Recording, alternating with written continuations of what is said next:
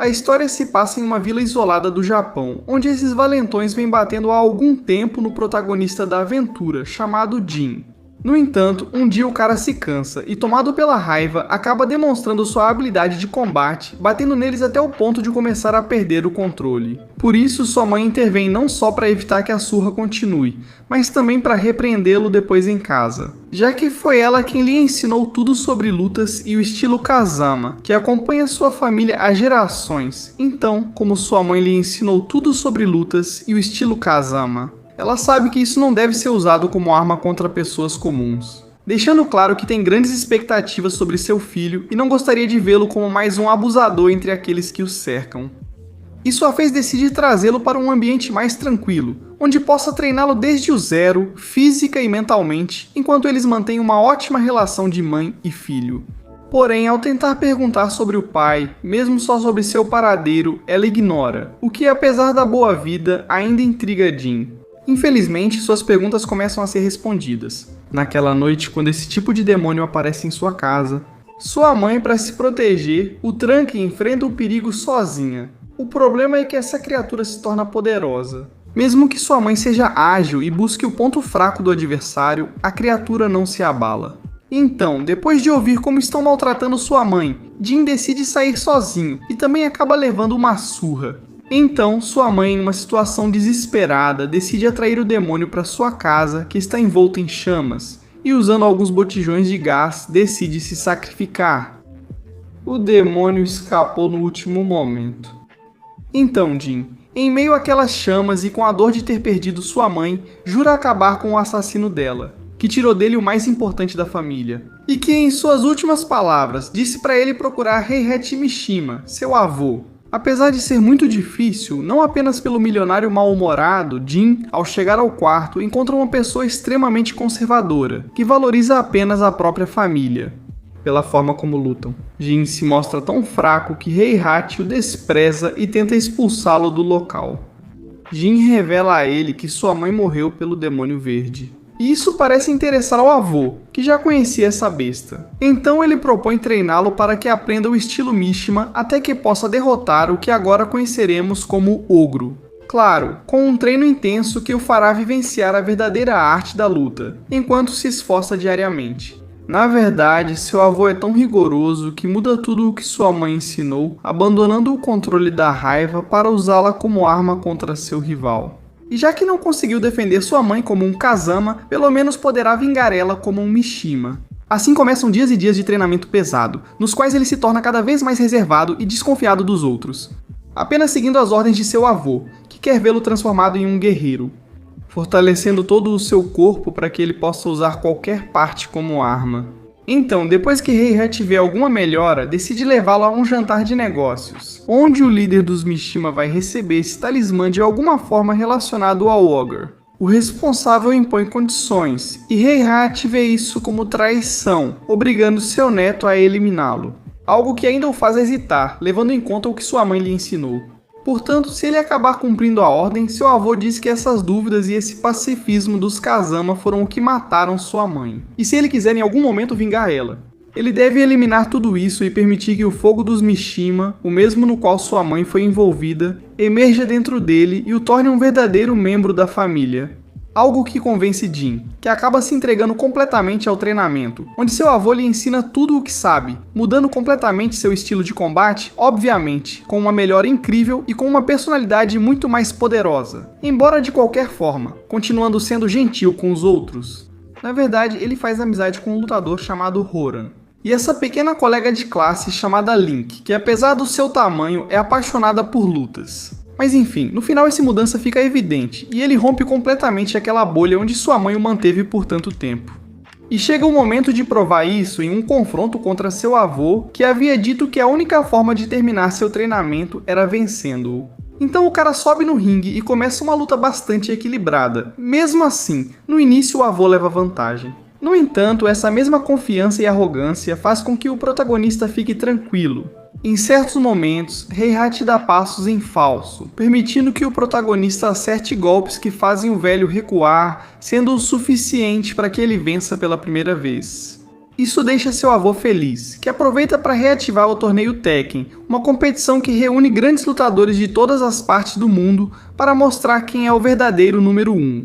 E isso também serve para atrair a atenção de Ogre, já que ele descobre que as vítimas dessa besta sempre foram grandes lutadores. Entre eles, além de sua mãe, também pode estar seu pai, sobre quem ele ainda não sabe nada. Apenas que ele foi um dos melhores lutadores junto com seu avô. Por isso ele vai para a competição, que tem como primeiro local o Peru, onde o protagonista chega com Roran, encontrando assim outros grandes guerreiros como Fênix, um veterano que não só enfrentou o Heihachi, mas também o pai de Jin. Ele conhece Nina, que tem grande ressentimento pela família Mishima, e busca informações por seus próprios objetivos.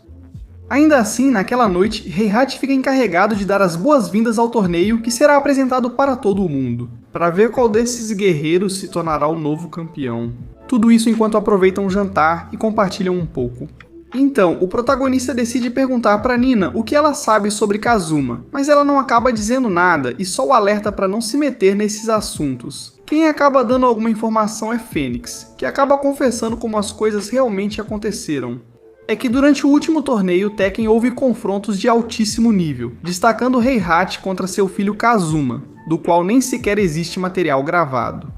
Felizmente, Fênix estava presente e percebeu os níveis de poder naquela batalha. Kazuma era uma besta imparável, motivada apenas a matar, como se fosse forçado a isso. Na verdade, durante esse primeiro encontro, o pai de Jin acaba vencendo e joga o avô de um penhasco sem se importar com nada.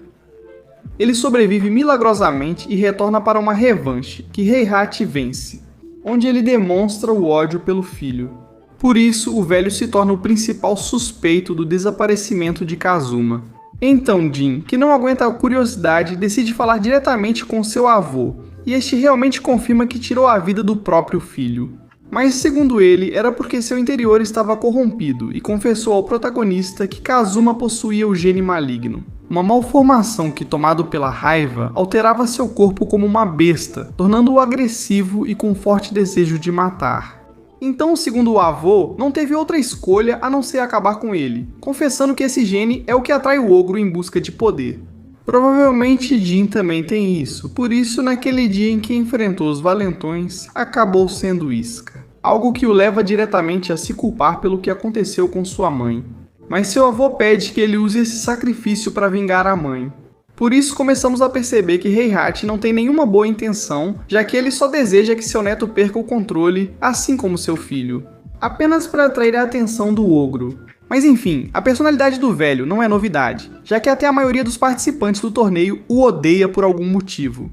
O primeiro rival do protagonista tem muito ódio dos Mishima, que transforma a primeira luta em uma verdadeira odisseia para Jin, que começa levando muitos golpes, cometendo o primeiro erro. Ao se deixar levar pela raiva do rival, ele também passa a senti-la. E sim, ele equilibra a luta, mas enquanto aproveita ver seu oponente sofrer, isso o leva a vencer, mas acaba quebrando a perna dele no processo.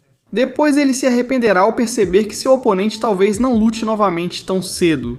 Além disso, ele sente muita raiva do velho, pois o culpa pela morte dos filhos. Coisas que o prota não pode mudar, mas que geram dúvidas sobre suas ações. Lembrando das palavras da mãe dele e decidindo controlar a raiva nas próximas lutas. Enquanto sua amiga Lin, que também entra no torneio, mostra todo o seu potencial derrotando ninguém menos que Nina, uma das favoritas. E vemos algumas outras lutas, onde quem mais se destaca é o lutador conhecido como King, que já tem bastante experiência e começa a subir no ranking. Chegando assim, a próxima batalha de Jin contra seu amigo Roran, que também conseguiu avançar. Então, desse lado, veremos quem fica com a final em uma luta muito melhor para Jin, que, embora exija um grande desafio, ele está aproveitando, usando técnicas que combinam tanto da mãe quanto do avô. E com elas, no fim, sem dificuldade, vence Roran. Sem permitir que a raiva ou o gene surjam, o que irrita seu avô. Mas enfim, o protagonista avança para a final, enquanto Lin precisa enfrentar o próprio King, com quem faz uma luta nada ruim. Ela tem várias chances de atacar, mas o cara, por ser muito forte, acaba derrotando ela no final. Então agora o Jaguar vai enfrentar Fênix para ver quem será o finalista. Jin então passa a observar ainda mais os dois lutadores e seus estilos de luta. Heihachi revela ao neto que o King lutando ali não é o verdadeiro e sim seu discípulo. Já que a verdadeira lenda morreu pelas mãos de Ogre, agora eles têm algo em comum? Na verdade, o cara Jaguar ele acaba vencendo a luta, chegando assim a uma final contra a Jin, na qual eles têm um tempo para descansar, ou bem, pelo menos era o que parecia, já que uma das eliminadas do torneio tenta atacar Heihachi. Nesse momento, o protagonista intervém e descobre que o talismã que o velho tem foi tirado de sua mãe, que o mantinha em segurança. Mas além disso, e sendo outro dos segredinhos do velho, ele descobre que na verdade seu avô foi quem libertou o ogro em primeiro lugar. Então, por essa mesma razão, ele precisava do talismã para poder estudá-lo e descobrir sua relação com o gene maligno, sem medir as consequências pelas vidas que foram perdidas, entre elas a mãe de Jin. O protagonista decide abandonar essa ideia e focar em lutar como um verdadeiro guerreiro. Com o apoio dos amigos, chega o dia do grande combate, com dois guerreiros de elite dando tudo de si. Dois tipos de defesa e ofensivas diferentes, mas que têm a motivação de vencer. No entanto, embora King consiga desestabilizar Jin algumas vezes, ele sempre volta para o combate ao ter as lembranças de sua mãe presentes. Por isso, cada vez que ele cai, se levanta e acerta um golpe ainda mais forte. O que depois de um tempo acaba lhe dando uma vitória direta, mas limpa contra o Jaguar. Algo que não deixa seu avô satisfeito. Ao ver que o gene maligno não se ativa, ele decide quebrar as regras e marcar uma última luta contra Jin, na qual está muito desequilibrada, levando em conta o estado do protagonista, por isso seu avô começa ganhando e humilhando. O fato de seu neto ainda usar técnicas de sua mãe começa a deixar Jin com muita raiva, algo que não é nada bom para ele. Mas graças ao autocontrole e usando apenas as técnicas que aprendeu com sua mãe, ele acaba vencendo seu avô, sem esperar que algo do gene maligno escapasse, chamando a atenção do ogro no último momento. E aparece o rival que ele tanto queria, e só de vê-lo, aquilo que ele tanto evitou, o gene maligno, é ativado. Perdendo o controle, o protagonista inicia uma luta insana, sem técnica, onde só querem se matar. Algo que deixa o avô feliz, que não permite que ninguém intervenha. O que ele não esperava é que o prota ainda tem muito presente não só os ensinamentos dos Mishima, mas tudo o que viu com sua mãe. Por isso, ele consegue manter a razão, vencendo em uma sequência bastante épica. Mas ainda não terminou, pois o ogro tem uma segunda fase onde revela seu lado demoníaco. Por isso, seus amigos intervêm para impedir que Jin morra. Com o apoio de todos, ele se levanta novamente para encerrar o combate. Assim, com suas últimas forças, seus ataques ficam mais precisos e poderosos, derrotando totalmente o rival. Quase entrando no estado possuído do pai. Quando pensavam que tudo ficaria bem, o avô reaparece dizendo que o neto já é uma fera e deve cuidar disso, atirando pelas costas e deixando Jin quase morto. Enquanto, em seus últimos segundos, ele precisa tomar uma grande decisão: se entregar ao gene maligno ou simplesmente morrer. E mesmo pensando no que sua mãe teria desejado, até com algumas ilusões em sua mente, ele acaba sucumbindo ao ódio, voltando à vida com uma aparência demoníaca, sem nenhum traço de personalidade. Seu objetivo é apenas derrotar o avô, a quem ele vence totalmente. Mesmo assim, antes de matá-lo, ele foge e abandona sua humanidade. Final meio forçado, mas tudo bem. A série na verdade é bem normal, tem um ritmo muito apressado, que não aprofunda muito, mas tudo bem. Para quem gostou, aproveite os detalhes que omito, da minha parte não tem mais. Esse anime começa como os grandes, um grupo de aventureiros tentando caçar feras. No entanto, há algo estranho em todos eles. Ao observar suas atitudes, percebemos que são novatos que vieram para este mundo após serem apenas estudantes. Por isso, o medo e o ego de alguns começam a criar grupos onde os fortes se aproveitam dos fracos, como essa garotinha chamada Kobato, que precisa se submeter à Irmã Tesoura. Entendem? Para não acabar morta com um nível tão baixo como o que ela recebeu, embora lembrando da única figura de proteção que ela tinha na escola.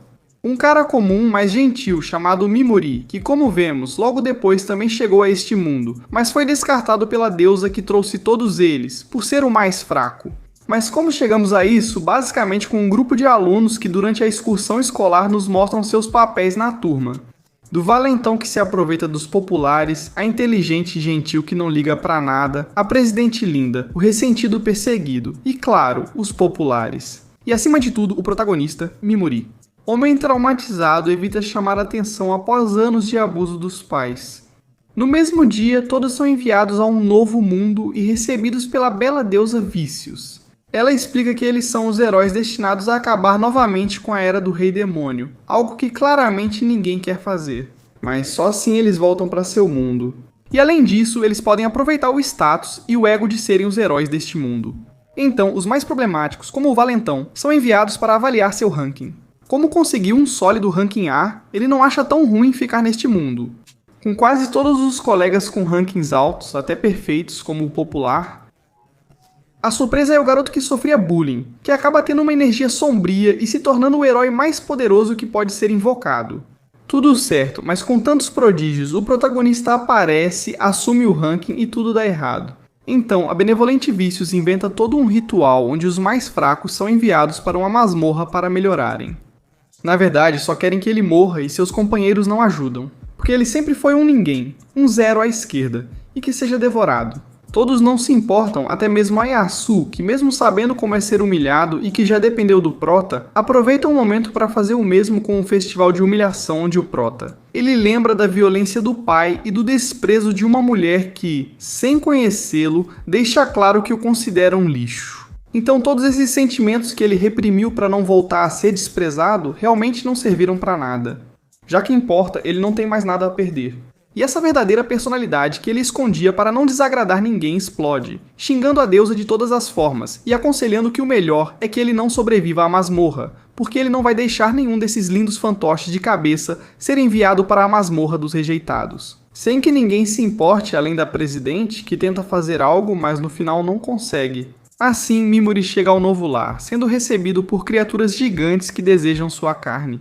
Porém, sua habilidade não é tão inútil quanto a deusa pensava, permitindo paralisar e envenenar as feras por alguns segundos. Porém, seu nível é tão baixo que os usos são restritos.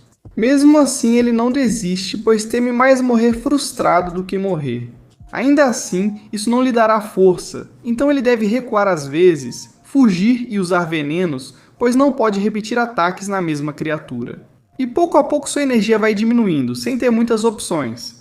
No entanto, a primeira criatura que ele paralisou e conseguiu envenenar acaba morrendo, encontrando o bug deste mundo.